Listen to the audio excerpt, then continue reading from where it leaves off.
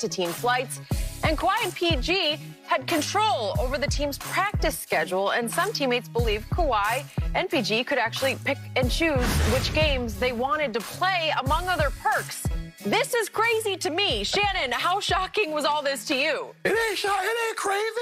It ain't shocking because I didn't, second, third, I told you this was the problem.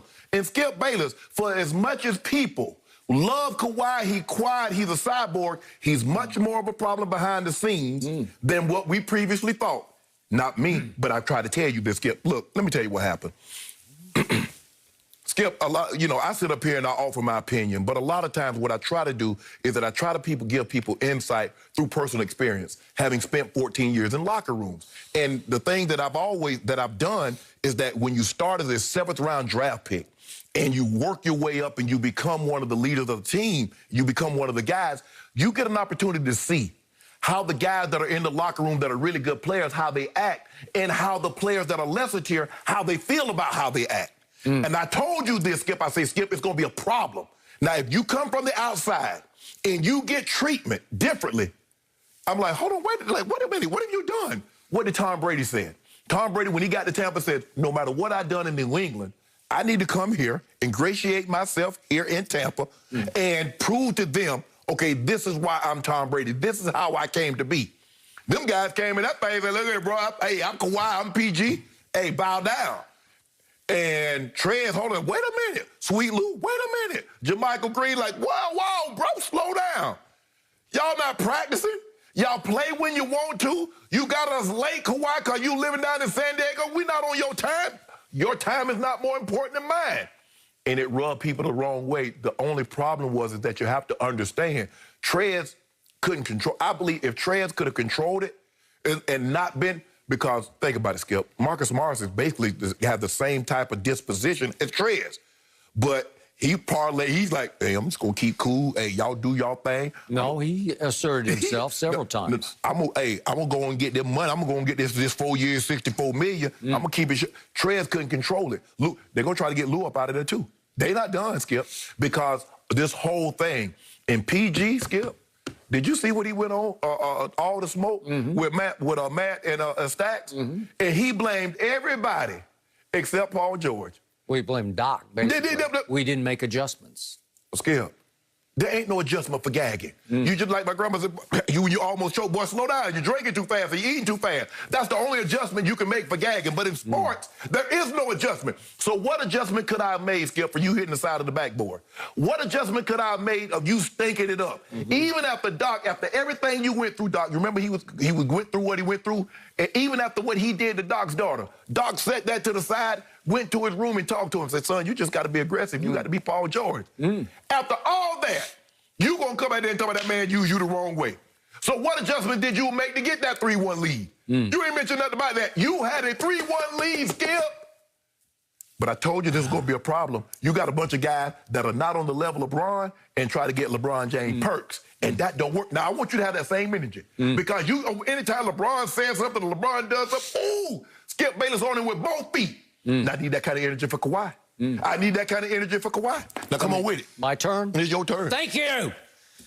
What you just uttered was the biggest bunch of hypocritical baloney you have ever uttered on this show. You were all but crawling for Kawhi Leonard during that free agent period a July ago. You wanted him desperately. You came on here every day just cheerleading. We got to get him. We got him. We got to get him. He would have been all of that. He was demanding exactly the same special treatment from the Lakers. You know it, and I know it. What did he have in Toronto? He had all of the above. What happened in Toronto? They won the championship. What was he telling everybody who wanted him on the open market? I come under my own conditions. If you want me, you got to give me this special treatment. I need just give me the games off and the practice. And the Lakers were prepared to bow down for Kawhi Leonard. I'm sorry, they just were. LeBron has his own special treatment, but we don't hear much about it because he's earned it and he deserves it. But he all about the first thing they say, Kawhi and Paul George had their own security guards and trainers. LeBron's always had his own security guard and trainer. Michael Jordan always had several security guards and the great Tim Grover, independent of the Bulls. Correct. Okay? That is correct. So all of this stuff is much ado about nothing. I don't care about changing practice schedules. We had the story during the bubble that LeBron and AD had finally decided we don't like shoot-arounds anymore. It's a staple of NBA life. You got to get up. You got to go over to the gym where you're going to play that night and just shoot around, walk through a couple of things that you might do differently. Right. It's just what every team has always done since the beginning of NBA time. And they said, you know what? This is foolish. We're not going to do it anymore. It's the same issue. It's the same thing. But the difference is the leadership of LeBron James versus the lack of leadership of what they had in the Clippers. I will agree with that, especially when it came to the bubble. But I want everybody to think about this. Here's the centerpiece quote in this article, and I'm not knocking the article. It is well done, well reported.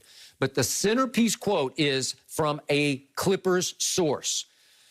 How do you ever build a strong team with that bleep going on? I thought from the beginning, we're doomed. Kawhi wants too much special treatment. Okay, number one, he had the same treatment in Toronto, and they won the championship. So how can you be doomed in Clipperland with the same treatment? Number two, what happened on opening night a year ago?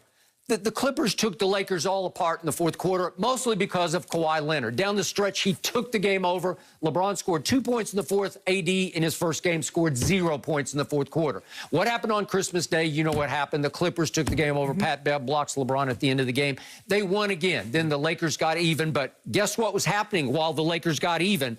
Coming out of All-Star break, just before the pandemic hit, the Clippers took off. They were on a roll. They won 6 straight games.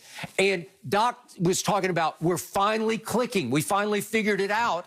And then all of a sudden, when I told you they needed reps, they needed the season to finish, and you needed rest, you got rest. We didn't get reps. So Doc was, tell me how it was broken at that point. It was fixed. It was great.